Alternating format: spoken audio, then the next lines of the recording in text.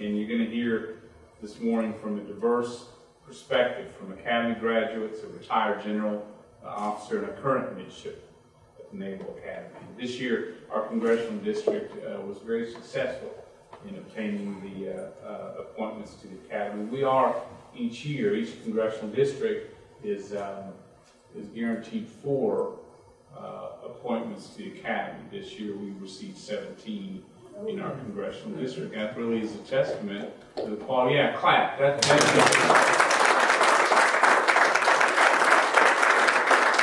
well, it really is a testament to the quality of young people in our district. Historically, we get a lot of young people in the Academy. They know they can go down through our events a long way and get top quality people. And also, my belief, it is really a testament to the parents and the family of these young men. Nothing in life is ever accomplished on your own. And sort of in the foundation you receive at home is really the key to success. So let's thank our parents while we're here today.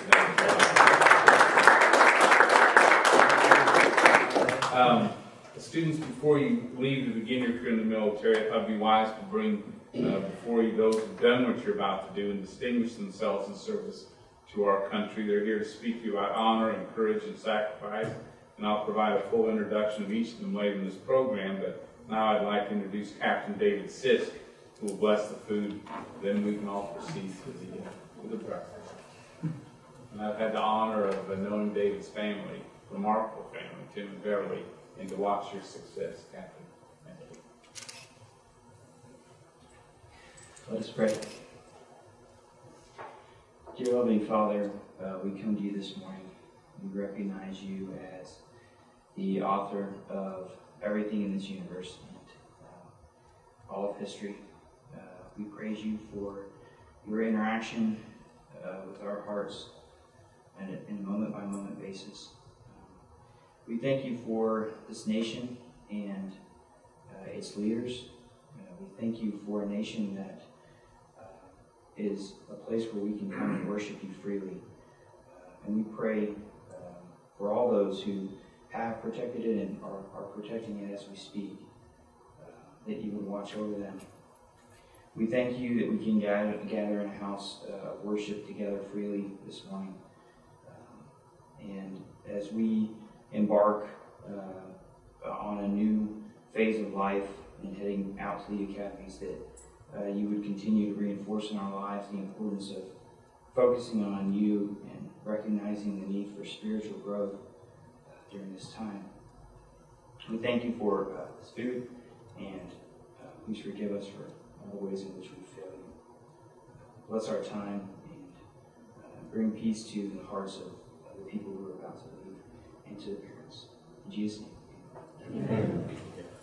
Well, why don't we just start on these with those 3 tables first to the breakfast line, and then we'll follow here. And so let's see. That's in order.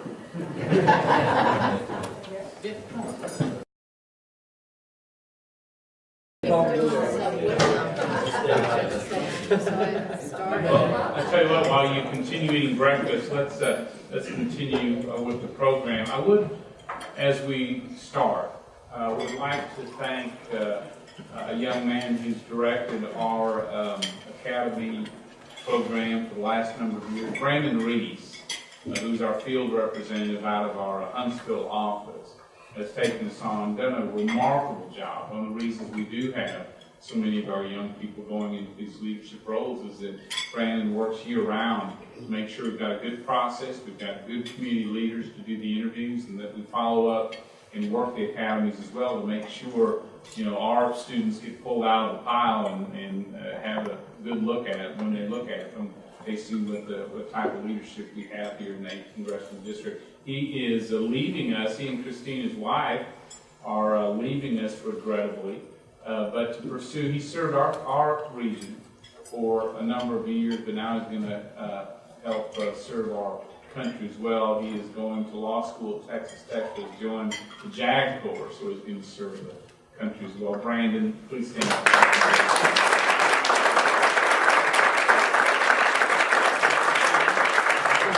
And Christine, who for some reason his wife is following him. Christine, please stand. Thank you.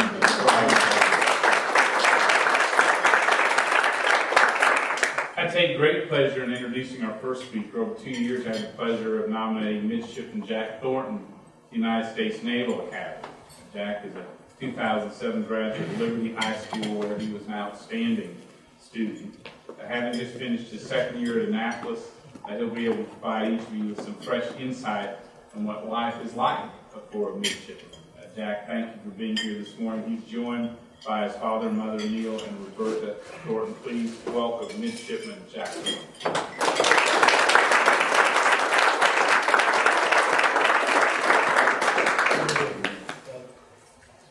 Thank you, Congressman Brady, for introducing me. Thank you all for being here. I want to say congratulations to where are my Naval Academy appointees? Right. Congratulations. Where are the other appointees in the other service academies? I'm kidding. It actually is a really big accomplishment getting appointed to these academies. They are historic institutions, and they have great opportunities that you haven't even heard about yet.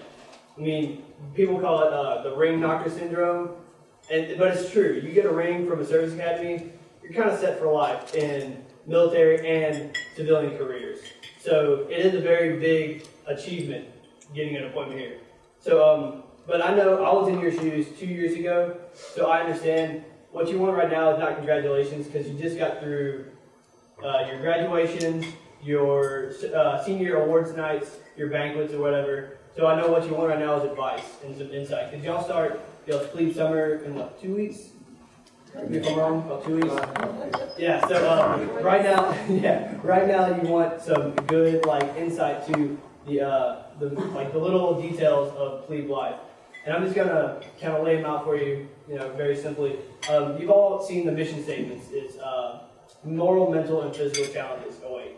And you all know that. And the thing is, you wouldn't have been chosen for a service academy if you had not been prepared to serve. They chose you for a reason, because you've already demonstrated yourself morally, mentally, and physically. You did your high school, did very well, did SATs, you're mentally prepared, morally prepared, you're a well-rounded individual, and physically prepared, you've done, everything that is required. So you've been chosen to go to these service academies, and it's not a mistake. You belong there. But there are other things of plebe summer, especially plebe summer, that you might need to know that will help you stand out amongst your peers. And I put them into 3 categories. It's acceptance, understanding, and performance. Acceptance is very basic. When you get there, I-Day, your induction day, pretty much I consider the last day of my real life. You need to accept what's happening to you. I mean, accept the system. Don't try to fight the system, because it will always win. And I'm just speaking very frankly here. It sounds like a prison, like I'm talking about. But basically, your first 6 weeks there, that's what you're in. You're in a training environment, 24/7. So accept the system, play the game, and take pride in playing their game. Like I said, you have been chosen to do this. You have been chosen to be at a service academy, and you beat out at least 10 other candidates for this spot. So take pride in being there, and take pride in doing the little things. And second part is understanding. I hadn't had a problem with this when I was a plebe. I'll tell you straightforward. I didn't get the game. I played it, but I did it kind of half-heartedly. I didn't understand the reason behind it. And looking back, though, I can see the reason in every little thing. Plebe summer, and I don't know, what do they call plebe summer at Air Force? Beach, that's right. I love that name. It sounds so much better. But there is a reason behind every little thing they do. You might think it's trivial, childish sometimes. There is a reason behind the madness. And if you look back on it, you'll understand it. But you can make your plebe summer so much easier if you understand it while you're doing it. I had actually an experience in my plebe summer. I won't go into too much detail, but I was given a task that was impossible for me by myself to undertake. But instead of delegating to the rest of my shipmates like I should have, I tried to take everything on myself, and it ended up backfiring. So at the time, I thought they set me up for failure. That's not really fair. But I looked back on it and thought, wait, they didn't set me up for failure. They set me up to be a leader amongst my peers, and I failed at that. So looking back on it a year later, I understood why they did that, what the purpose behind that was. So understand why you're doing things, and you'll take more pride in doing them. You'll want to perform better, and that's my third part, performance. Your job as a plebe, as a first-year cadet or midshipman, is to learn how to serve, learn how to follow. You cannot learn how to lead before you learn how to follow. It's basic, basic principle. So take pride in doing your job well, and you'll be slated. This is actually the problem with me right now. I went in with the advice of to fly under the radar. You've probably all heard that. Just be a face in the crowd and blend in. That helps in the short term, but long term, that it becomes a problem because you'll become slated amongst your leadership and amongst your peers that you are somebody who just skates by and does the bare minimum. And it will come back and hurt you in the end. So always try to perform, always try to do your best, and you'll probably end up on the better side of the spectrum. Now, that's a double-edged sword. Don't overperform. Don't overperform. That is a big problem because if you can stand out and become a leader amongst your peers, but never try to be one of their leaders. It's a difference. You have to be able to pair participation and observation. You have to be able to see your peers, see what they're doing, and see your leaders, see what they're doing, and use both examples to make kind of a leadership model for you to follow later. Because in 2 years' time, and 2 years, believe me, at the academies, go by insanely fast. I remember sitting where you're sitting and hearing somebody talk up here 2 years ago, and it seems like a blink of an eye. But in 2 years, you will be put into a leadership role where you, like me as a second class, will have to lead you as a plebe. So it goes by incredibly fast. So you need to remember this model, write it down somewhere, and say, this is the right way to lead. This will help me in the end. And remember it. And when you get put into a leadership role, you'll do very well. This next part is to the parents, to these, mids and cadets about to go off. Care packages. Send food, send letters, and send photos. Don't send anything else. Just if you go home, get a shoebox, and stuff it full of beef jerky. I promise you, that'll be the best care package you'll ever get. But seriously, that's advice that I got from my older brother, who's an 03 grad. He sent me tons of food. He seemed to think I loved peanuts. I did love peanuts, but not that much. Anyway, I just want to say congratulations to all of y'all. Really good luck, but the thing is, how many academy guys are here? Just 2 right now? 2? Okay. If y'all happen to see me later on at the academy, this conversation never happened.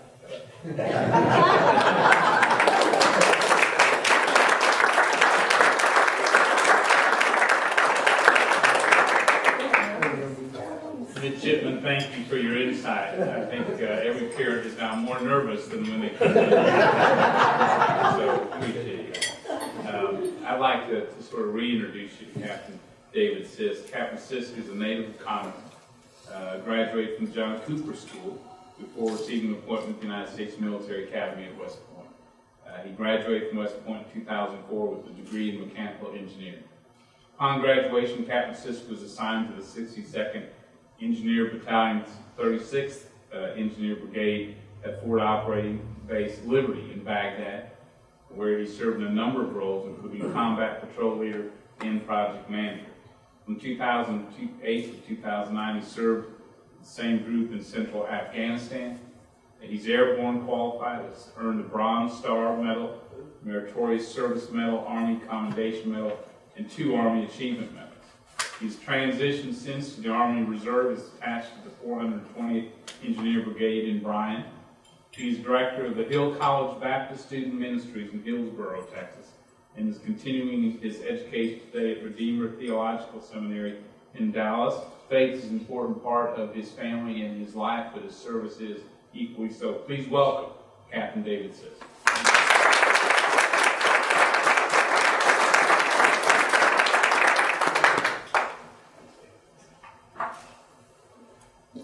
Good morning again.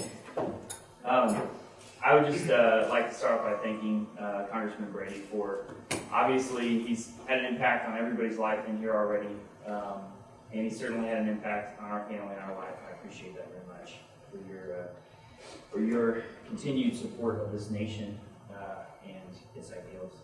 I just want to talk pretty briefly, and then I want to kind of give you a chance for questions, because I'm sure there's some questions that you guys probably have, and I'll answer them now for everybody, or you can find me after if that works better. But let me just say a few words. First of all, I'd like to congratulate everybody here for being inducted into the nation's leadership team. I mean, that's really what it's about. You know, being an Academy grad, not exclusively, because there are a lot of great leaders in the Army and all the services that are from other institutions, but ultimately, you know, the academies do represent a portion of this nation's leadership that is set aside to protect the people of this country. So I would congratulate you on that. Remember that leadership is a process. You are already equipped for a lot of the things that you need to be successful, not only at the academy, but also in the military.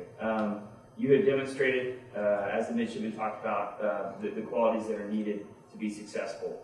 But more importantly than that, this experience you're about to embark on is one that will forever mark and change your life. It will develop you as a leader.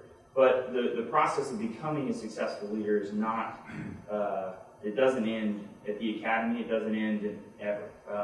It's a process that you have to manage yourself and make sure that you fight for and look for opportunities to be a leader in society, in this country, for the soldiers of this nation. For those of you who are headed out to West Point, your experiences will be quite adventurous. For all the other Service Academy graduates, you know, everybody makes mistakes in life. Don't worry about it, you'll recover. But for all of you, you're going to be leaders of soldiers.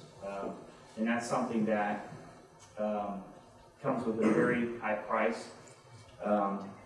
What you'll recognize is immediately as you start this process that your work ethic is going to have to increase dramatically. You are used to working hard. I'm sure all of you are accomplished in what you've done in high school, but you better be prepared for the work that's coming your way, because it does not end. The first real break you're going to have is probably Christmas of your plebe year. So be prepared for that. The other thing I wanted to mention more specifically was a lot of people decide that they can't do it in the first few weeks of the process at any of the academies. What I would encourage you to do is probably about day 4 or 5 of the process, you are going to have some kind of an epiphany. You're going to realize on there, maybe this is not what you want to do for college. Maybe your life should take a different direction. And you can probably justify some of those things. But realize that that's something that happens to everybody. And you're going to start questioning what you're really doing. So when that happens, be prepared for it and have answers for yourself. Know that you do belong there, that you want to be a part of the communities that are very much communities within our nation. You want to be a graduate of one of the academies. You want to impact the lives of other people. Make sure that you know that. And also, you're going to feel an overwhelming sense of patriotism when you stand at 5:30 in the morning in front of that flag, preparing to go and do physical fitness each morning. You're not going to be looking around much because you can't, but you are going to be overwhelmed by that flag, and that's a good thing. I think that the first few weeks of the process is a time to embrace who you are becoming, because without that sense of patriotism, you will not have the drive you need to be successful in protecting America's soldiers. And that's ultimately what your job is going to be, or shipment, or whoever you're protecting. The other thing is, as you start the process, really in the first few months, make sure, and this kind of builds on what the midshipman was saying, but basically, make sure that you contribute to the team. Be always thinking about what you can do as a member of a team. focus on, how can I be a successful member of this squad? How can I be a successful member of this company? And look for opportunities to set yourself out there and do more and work harder than your peers. Because ultimately, I'm speaking from my end, I think I probably did not do that to start with. And I wish that I had, because ultimately those people are looked at as the leadership of the plebes, the leadership of the incoming freshmen. So look for opportunities to do that.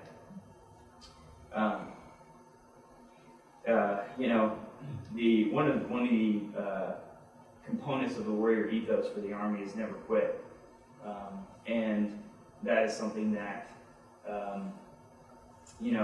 not only in the first few weeks, but even as the months roll on and the winters get cold, and you see people struggling with academics, you see people struggling with all kinds of areas. You're going to see people start to leave, and those people you may have grown close to. But realize that the institutions are set up to protect against that. There are things in place, including tutoring programs. There are leadership. There is leadership at every level to protect against that. So if you feel like that it's overwhelming you and you can't do it, realize that you need to rely on the resources that you have, and do not quit. Because if you do, ultimately, you're probably going to get regret. The other thing is pack some moleskin to protect your feet. That's one of the small things I would recommend. And also for the parents, don't write cadet or midshipman on the letters that you send. Make sure you write new cadet. Because if you write cadet, it just makes your child's life a lot more difficult when they receive that piece of mail. Because they're not a cadet yet until they get through the basic training portion.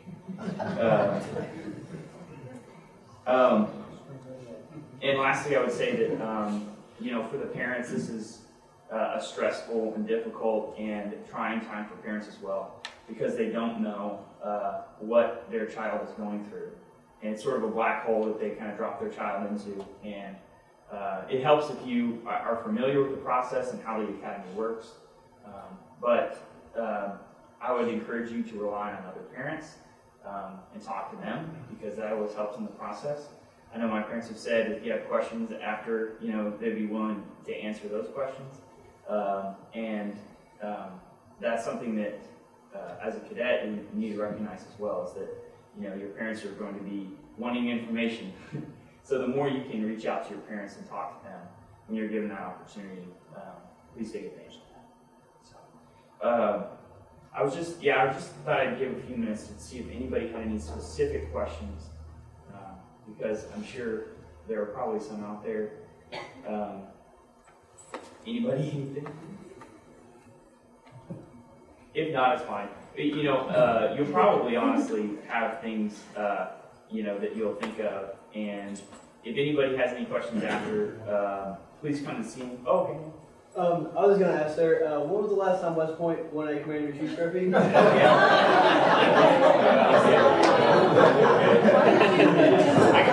should go see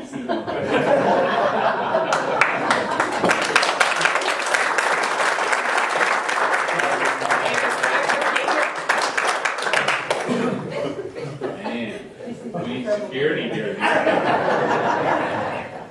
But I appreciate Captain Dave talking about fighting through those early days. This is supposed to be hard. If it were easy, everyone would do it. In America, 1% who serve in the military protect the rest of the 99%. And even that 1% need leaders. It's supposed to be hard so that others have confidence in you and you have confidence in you. That's what all this is all about. And the reason we chose in the first place, we're looking for those servant leaders who will serve this country, who will fight through the tough stuff so that we can have confidence in them later. So, David, thanks for talking about that. Appreciate it. Well, our next speaker is a friend of mine, Commander Rob Smith. He's the Director of Prevention Operations for the U.S. Coast Guard, Sector Houston Galveston in Galena Park. He's directly responsible for U.S. and foreign vessel inspection, waterfront facility inspection, marine investigation for the Port of Houston. Also serves as advisor to the sector commander with the same functions for the ports of Freeport, Galveston, Texas City, Port Arthur, Beaumont, Orange, Cameron, and Lake Charles, all through the Gulf Coast, all within the sector area of responsibility throughout this region.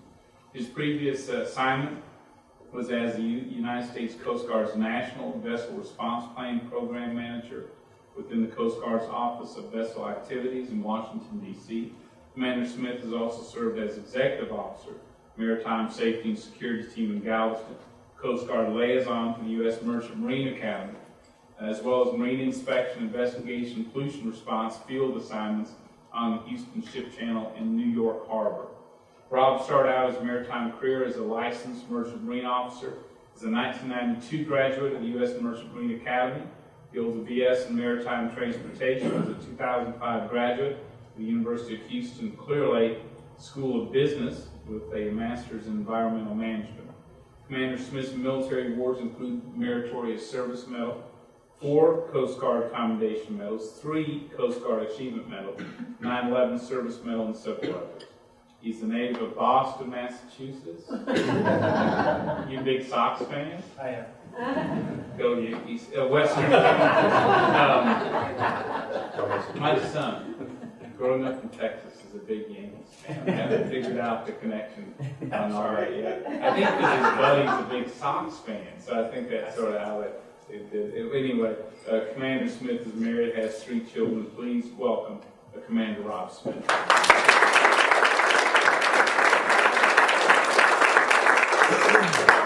Everyone, it's an honor to be here today. Thank you very much, Congressman Brady, for the invitation to be here today, and Mr. Reese, thank you very much for the invite. I always enjoy coming to these kind of send-off ceremonies for our young midshipmen and cadet candidates entering the military academies. It's such a great time in your lives right now as you prepare to go to your service academies and get ready to go. I remember, it's been a few years ago, but I remember that summer before I went to the Merchant Marine Academy, before I went to Kings Point, and it's probably the shortest summer on record that I think that I had, but I enjoyed every minute of it, and you should too, before you go, because once you go, your life's going to change forever. And it's a good thing. It's a great thing. And it's a huge opportunity. As I look back on the opportunity that I had and what I took advantage of, I've never regretted a single day of that decision that I made, and I feel so blessed to be able to be where I am today and where I came from. I want to, echo the words of Midshipman Thornton and Captain Sisk and what they've said already about preparation and what it's taking for you to get to where you are right now. I think the biggest thing that I would tell you getting ready to go is that you're getting ready to be surrounded by excellence where you go. You haven't been surrounded by excellence in your previous time. You come from a normal high school, public school, even a private school. You're probably in the top 5 or 10% of your classes. You've probably been one of the highest achievers and performers where you are. You're getting ready to go and be surrounded by people who are as good as you, or if not better. And you need to be prepared for that. And you need to manage your own expectations in that regard. It doesn't mean you can't do it. I know that you can do it. I know that because if you couldn't do it, you wouldn't be selected to go and do what you're going to do. It's just that mentally you need to be prepared for the challenges that are going to come in front of you. I wasn't prepared. My fleet year, when I walked in, I thought I was hot stuff and I was going to blow everybody away. And I think that's still don't think that was a bad thing, but man, I came back down to reality real fast. And it's a humbling experience, and that's kind of what that first year at the academy is all about the humility factor that comes into play, and everybody gets put on the same level. And the bonds that I formed and the friends that I made in my time at the Merchant Marine Academy have lived with me up till today, and these are not just great friends that I have in my life, but also very strong business partners and colleagues that I have who serve with me in the maritime industry. who probably very responsible for a lot of my successes because of those strong connections that I have with the maritime industry and my job in the Coast Guard, to be able to relate what's going on in the maritime industry every day to the captain that I work for and the admirals as we go through the challenges that we go through every day. I've never lost that perspective, and in a lot of ways I see myself still as a Merchant Marine officer before I see myself as a Coast Guard officer because of the training and experiences that I had at Kings Point. After I've already had a great opportunity to meet the Bean family and talk to Michael, and I'm extremely happy for him, and as he gets ready to go to Kings Point, football player, and he's going to go there and beat the Coast Guard Academy, which is a good thing. The Merchant Marine Academy and the Coast Guard Academy are arch rivals. I'm in the Coast Guard. I'm not from the Coast Guard Academy, so I'm proud of that fact.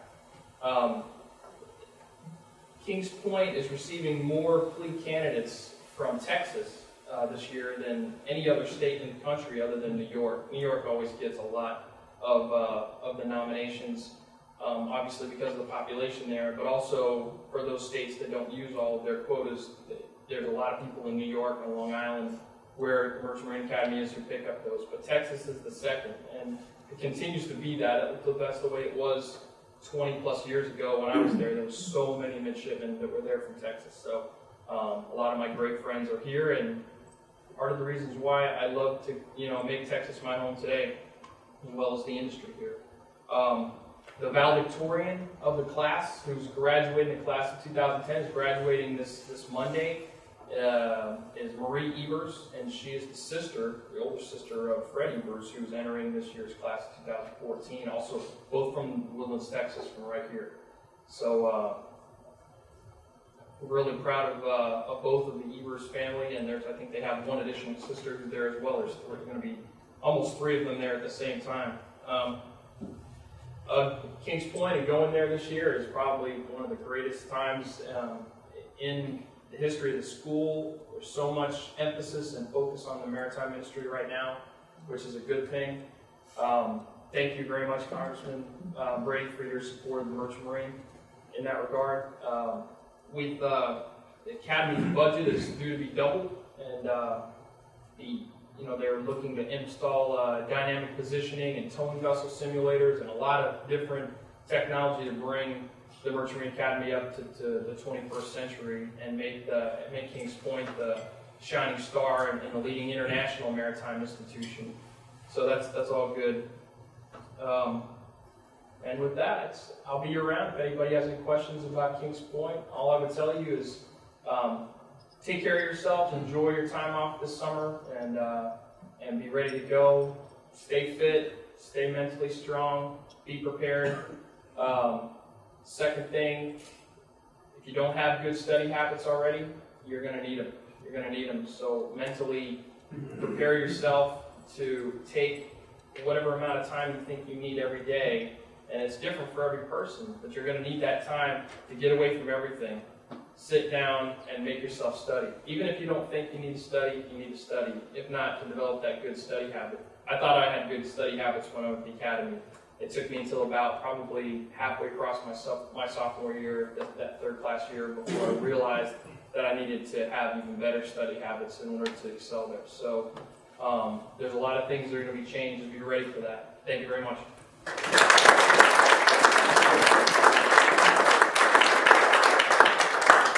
Thanks, Commander. And the Merchant Marine Academy is one of the best kept secrets in the military academy. It really is a first-rate education, and as a country, our ports, our waterways, our water trade is just a huge part of the economy and of national security in a major way, and we all only need to watch the activities in the Gulf these days to understand just how critical it is we have first-rate people in that industry. So thank you, Commander, very much.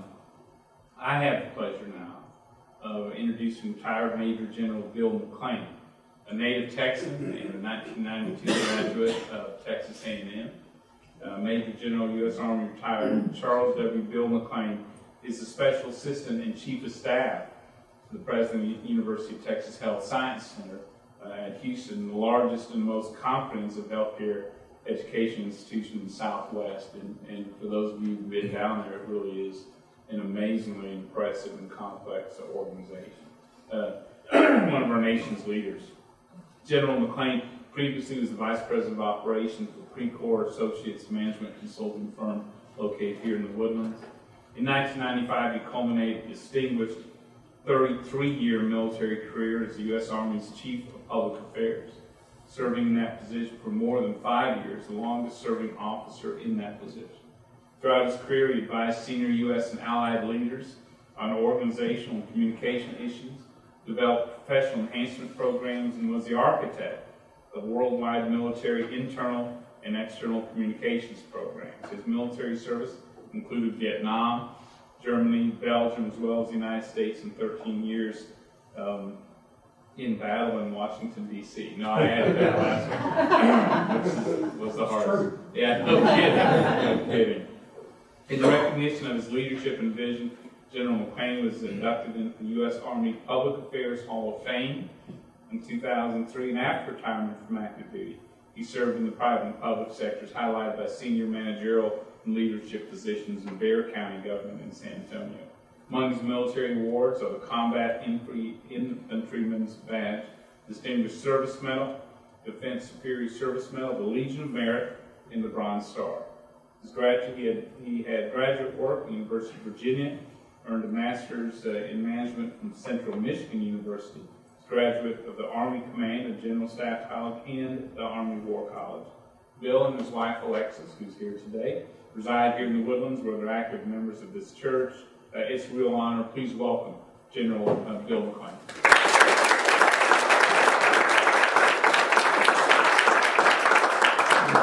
Wow. Wish Mother were still alive. She would have enjoyed that. Thank you very much, Congressman, for that very wonderful introduction. And more importantly, I'd like to thank you and Brandon for the opportunity and honor to share a few thoughts with these young men and young women and their parents. Excuse me. My congratulations to you, those of you who are getting ready to embark on this journey, to your parents, your teachers, youth organization leaders, all who have contributed to this great opportunity that you have earned, attending a service academy of our great nation. Now, you're about to embark, as has been said, on a fantastic journey that will shape the rest of your life. I remember 52 years ago, God, that's a long time. But I remember 52 years ago getting ready to start at Texas A&M in Corps Cadets. And I'm sure I had a lot of the same feelings of wonder, apprehension, and so forth that you have today. And I wish then that I had known then these words from John Salisbury, who was a 12th century theologian. I'd like you to listen carefully to this. We are like dwarfs sitting on the shoulders of giants. We see more and things that are more distant than they did. Not because our sights are superior or because we are taller than they, but because they raise us up and by their great stature add to ours. Those who have guided and helped you to get to this point are giants, and you're standing on their shoulders today. And those who, through their accomplishments and achievements, have blazed the trail that you now follow at Annapolis, West Point, Colorado Springs, Kings Point, you're going to be building on their accomplishments, and they are helped to get you there. And to the ladies that are going to the academies, you've got special giants. I recall about, I think it was in 1976, West Point, and I believe at the Air Force Academy also, the first women were admitted. If you read, and I know some of those women, if you read their stories, the academy's tough. It was really tough for them, but things are a lot different now, and you're going there on their shoulders, and you should be very proud of it. But take inspiration from your giants, because your perseverance and your success will demonstrate your gratitude to them over the next several years. To say the next 4 years will be a challenge, as you've heard already, is a great understatement. But remember, as I believe Dave mentioned, the thousands who have gone before you, who've thrived and endured what you're about to undergo. What you will learn in the next 4 years starts with the most basic lesson in leadership that Captain Sis referred to, and that is how to follow. Many believe they're leaders, but in my estimation, only those who learn how to follow will be effective and outstanding leaders. And David, you took on everything I was going to talk about. That's fine. Another most valuable reward in the next 4 years that he's alluded to, as well as Commander Smith, is the relationships you're going to develop. I know from my own experience at A&M, from the experience of my friends who went to the academy, those relationships are the strongest relationships you will ever develop with anybody else. And quite honestly, you will hear about in a class that they're generals and captains and colonels and admirals, but when you see them get together, there is no rank. But they're all classmates in the same class. And it's a wonderful feeling and a wonderful thing to observe. And as Alexis will tell you, my best friends in the world are those who were my classmates at A&M, and especially those that were in the same company together. Now, Congressman Brady asked me to share a bit of my background to offer some thoughts on being a good officer. Some of this you've heard today, and I'm going to repeat it because I think it's worth repeating. And though some of this may be a blinding glimpse of the obvious, I'm going to go ahead. As I mentioned, I graduated from A&M in 1962 and had no intention of making the Army a career. And then on a temporary duty assignment with the 2nd Armored Division in 1963, we conducted the first major troop lift, if you will, to Europe as part of an exercise to reinforce Europe. Y'all don't remember this, but the Soviet Union were real bad guys at one time. We were afraid that they were going to come across and smash Western Europe. But anyhow, went on that exercise.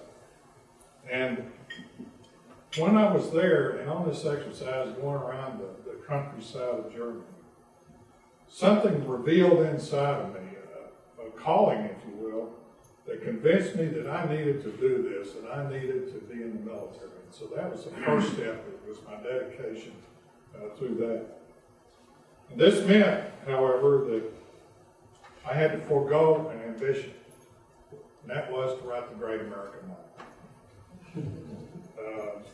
But I know that my decision to do the Army rather than to write the great American novel was a great relief to the American literary scene. And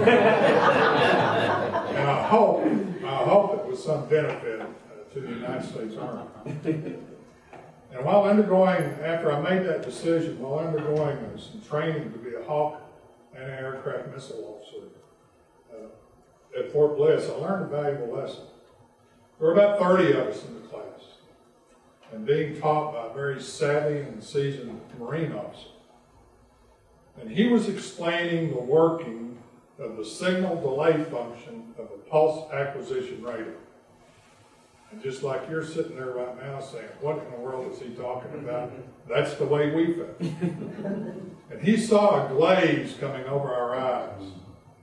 And he stepped off the platform. And I remember him distinctly saying, we spend a year training Marines and soldiers how to operate and maintain this radar. You're here for just a few weeks. As a leader, if you take care of them, they'll take care of you. Probably one of the best lessons I ever learned about leadership. If you take care of them, they'll take care of you. Over my 33 years of service, I was fortunate enough and had the privilege to work for and see great leaders in action. General Colin Powell, Army Chiefs of Staff, General Carl Bono and Gordon Sullivan, Chuck Krulak, Commandant of the Marine Corps, and Jack Galvin, Supreme Allied Commander Europe. They taught me a lot, and here's what I learned. Some of it, I must admit, a little bit more directly than I wish I would have learned it. First and foremost, accomplish the mission and take care of the troops. And part of that taking care of the troops is communication. Communicate, communicate, communicate. I believe that might be the first task of the leader. And communication, by the way, has been alluded to here today, doesn't just mean talking. It means your own actions, leading by example, speaking, writing, and probably most importantly, what you're going to spend a lot of your first year, and that's listening. That's part of the communications process. Second, be yourself and be true to your values. From my experience, if you try to be something you're not, troops who have never seen you before, they're going to smell it. And they're going to have you pinned as a phony from the word go. And never abandon your values. As George C. Marshall, that great World War II leader, said, one must have the necessary courage to do the right thing. And third, always be in the learning mode. To learn from superiors is probably the most obvious and the easiest way to learn. Learning from peers is essential as well, as has been spoken to here. And finally, and most importantly, learn from subordinates. Remember my radar example? In my platoon, I had young soldiers who knew everything about the radar, and they taught me a lot. And the unit I was in Europe, as an example, sergeants, regardless of what the map said, they knew what roads were passable and which ones had cover from the enemy as we were out maneuvering. And so you have to learn from everyone. And other thing, you want to have their trust, and to earn trust, you must trust. To earn respect, you must respect. That means everyone, not just those that are above you. That means everyone. General Rick Shinseki, the 34th Chief of Staff of the Army, and now our Secretary of Veteran Affairs, in discussing the difference between command or authority and leadership, says that this is so true. You must love those you lead before you can be an effective leader. To me, that is the real reward of leading, seeing the development of those you love and lead. As has been taught, as has been said here this morning, you have the gifts. They've been identified, the attributes to lead.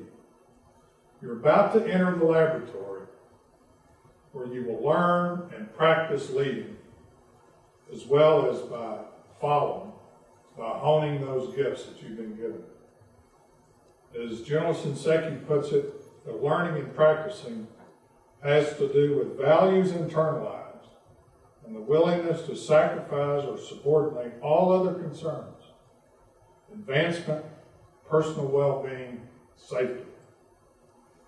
Remember, leadership is a capacity to influence and inspire people, even to the extent that those you lead accomplish what they never thought possible.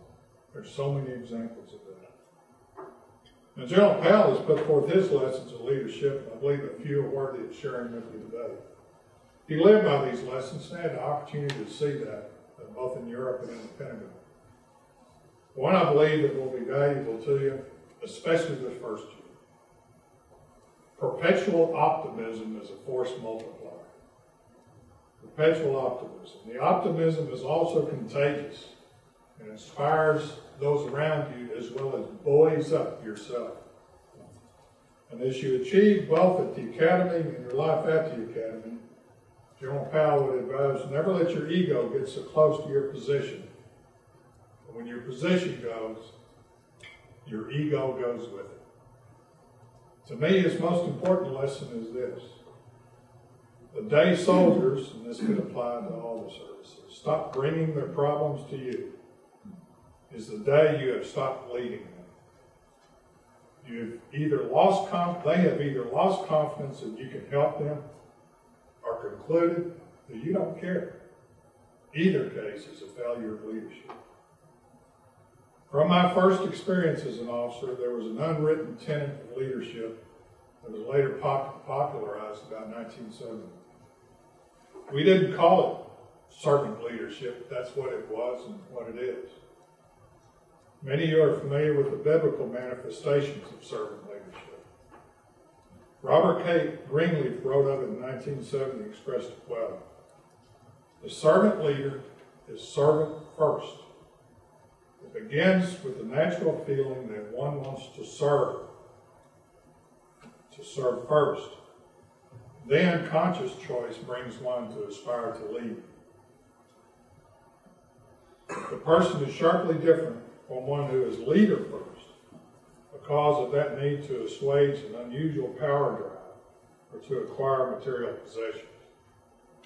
The leader first and the servant first are two extreme types.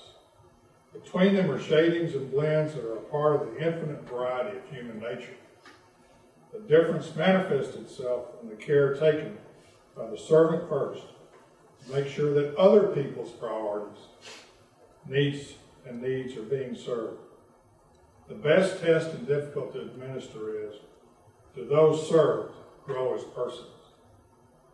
I recall being told, you eat in the Carson did great to you, the last one to be fed. You eat after the troops eat. You sleep after everything is secure.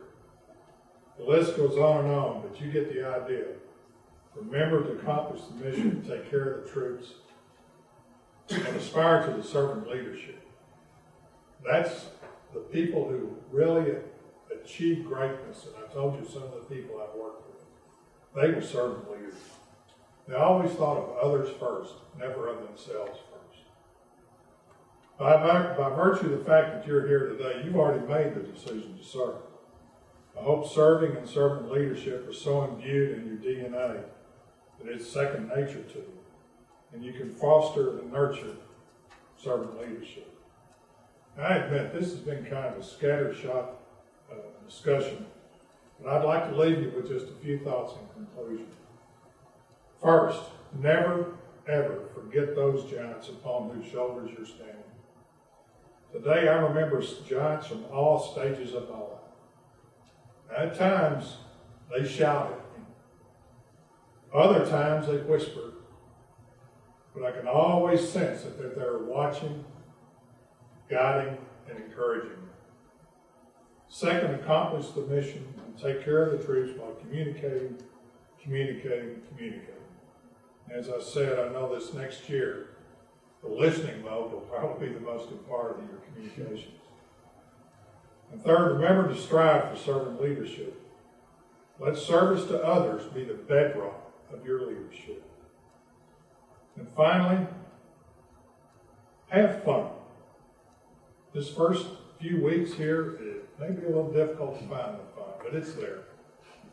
And I will tell you, 20 years from now, and probably, Dave, you can say 5 years, 10 years later, when you're sitting around with classmates, we'll talk more about what's going to happen in these next few weeks than you will the other 4 years. That's where the memories are built. And sharing those experiences together. And also relish the friendships you're going to form, because they're going to be with you for the remainder of your life. Again, congratulations to you. And let me be one of the first to thank you for your service and your commitment to serve. Today, like no other time in history, do I think we need strong, principled leadership in every sector of our society. And God bless you for accepting that challenge. Thank you, Congressman.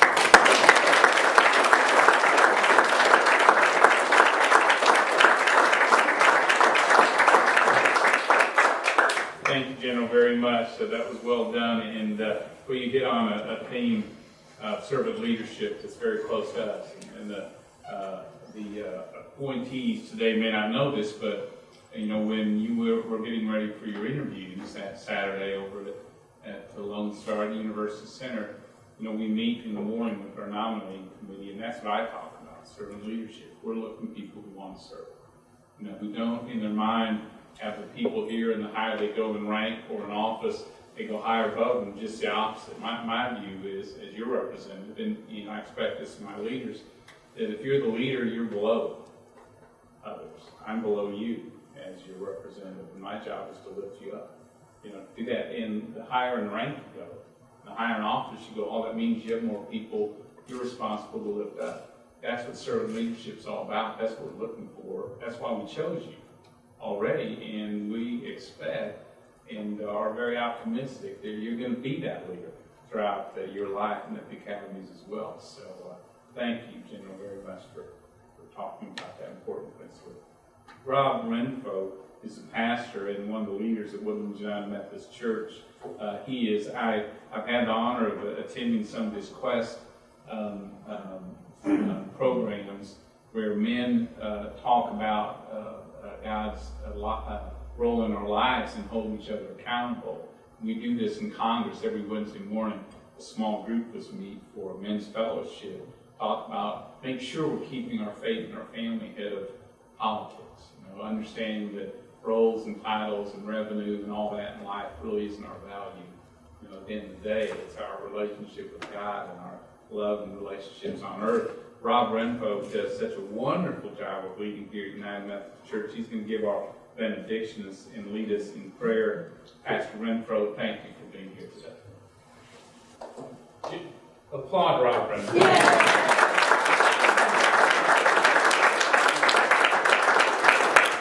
I feel very privileged to be here. This is an impressive room, and you young people are being inducted to the academies. You're impressive individuals, and I want to say thank you. I honestly do.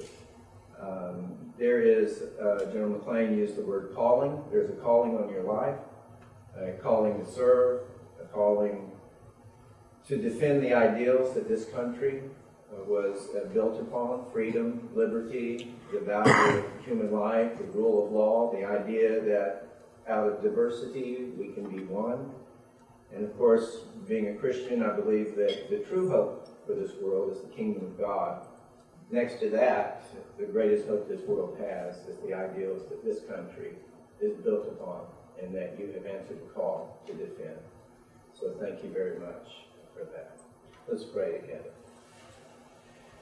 Gracious God, we thank you first for those giants that General McClain spoke of, men and women who have gone before us, many who gave their life in the service of this country and the ideals in which we were founded.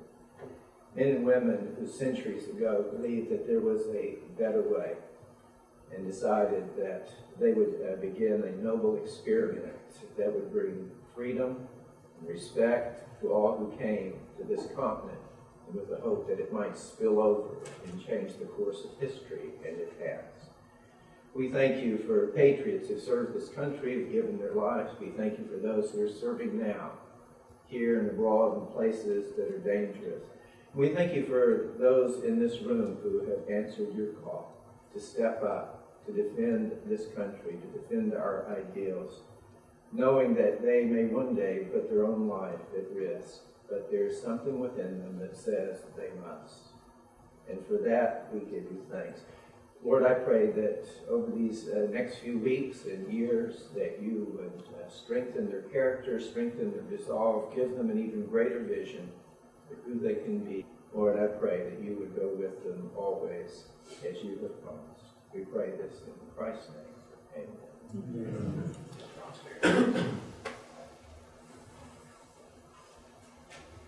I hope all the graduates have enjoyed hearing from these amazing individuals. This has been a good breakfast. Hear from this, absolutely. And I hope you take the stories and recommendations to heart. I want to thank each of you for volunteering to serve your country, as Rob talked about. Wish you all the best of luck in your first year at your academies. Next year is going to be a difficult one for you, but I implore you and encourage you to continue to work hard, and I'm confident you'll succeed. And parents, thanks for raising such outstanding young. And I want to thank everyone for joining me on this day. We heard from great speakers today, and And I hope that they talk about the relationships you build in these academies. And I hope as you go forward, you'll count us in on those as well. I hope you'll email us on your progress and trials. Join us as a friend on Facebook and follow us on Twitter. Let us know where you're going in life, because it really is encouraging for us to hear about how you're doing, what the experiences are like. Jack, thanks for coming back and visiting with us as well. It really does encourage us and really inspires us again each year as a community to choose the best and brightest, the people with the strongest hearts that we're ready to take this on. And you are. So God bless you. Good luck at the academies. You're going to do great. Thank you very much.